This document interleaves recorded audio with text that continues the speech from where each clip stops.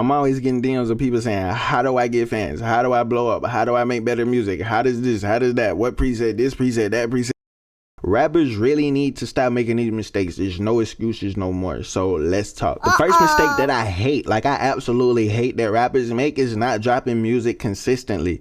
Listen, you have to be consistent if you want to be taken seriously as an artist. If you want to get your name in the algorithm, if you want to get fans, if you want to make money from streaming, doing shows, doing features, you need to be dropping music consistently, because nobody's going to sit there and pay you an absurd amount of money. You're not going to make an absurd amount of money from streams or get an absurd amount of streams if you never drop music.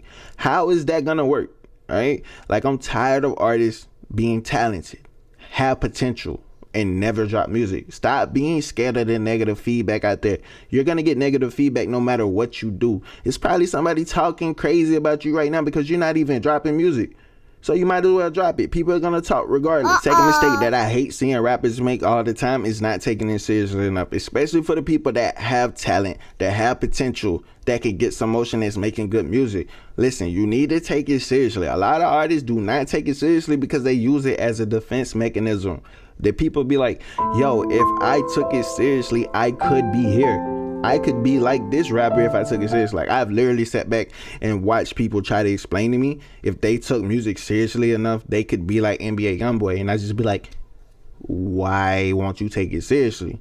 And they be like, but I don't know. So it's like, you got to figure it out. So if you want to do music for the love of it and not take it seriously, that's perfectly fine. But for the people that want to be famous, want to tour, want to get a fan base, you need to take it seriously. Trust me, like, it will make life a lot easier for you. You will have a better understanding on what you need to do to get to the level that you want to get to. So if you're watching this and you're kind of on the fence about should you go all in with this artist or not, listen, go all in. Like, what's the worst that can happen? Like, at least you tried your dream, because I don't want you to get 40, 50 years old, 60 years old and regret not chasing your dream. That makes you a bitter old head as you grow. So I don't want you to become a bitter old head. Third mistake is the biggest mistake of them all, and I see people make this on a daily basis. Worrying about a vocal preset or a mix versus the actual song. A lot of artists got it confused, right? They think the preset, the mix is gonna make their song, whatever they record, is gonna make it amazing. It doesn't work that way. You need to work on improving your songwriting, your vocal recording, your song structure. Work on making music people would listen to first.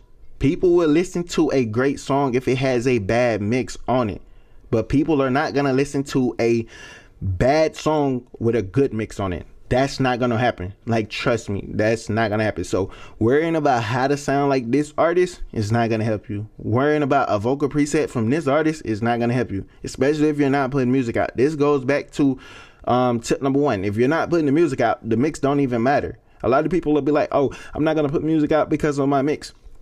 Then I hear the mix, and the mix not even bad. They just using it as an excuse to not drop music because they're not really trying to take it serious, you know? So worry about the actual music versus the preset, because if the music is good, the people will let you know.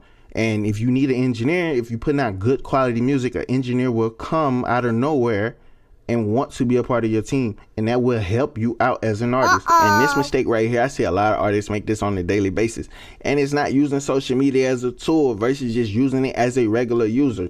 Listen, you are an artist. This right here, what is inside of this phone, as far as like Instagram, TikTok, YouTube, Twitch, Facebook, it can change your life by the content that you put on here, how you study, how people respond to certain content, the certain colors, the certain hashtags that work, the style of editing that work, the sounds that's used, how to start challenges or connect a network with people. This can change your life. Like, stop using your Instagram just to go in there and look at girls.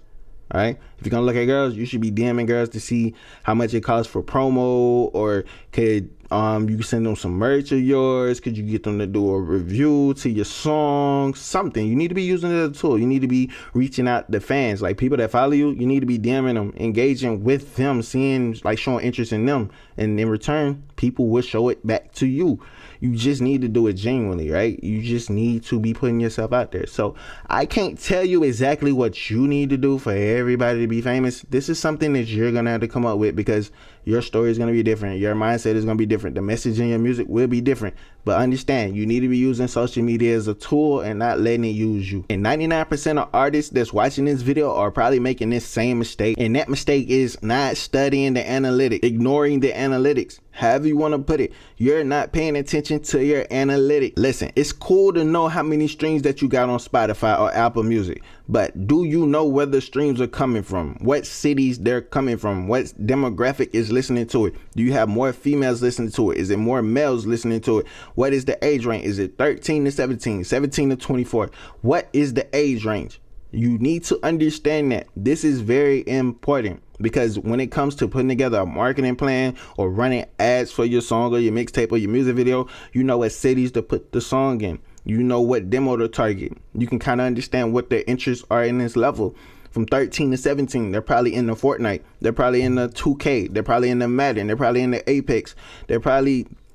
You got to meet your fan base where they are, right? It's 2022. You need to be able to meet them where they are. They're not going to come find you like that. It's not that easy, right? Algorithms are suggesting and recommending things on a whole nother level. You need to take what you got and put it in front of them. So study your analytics.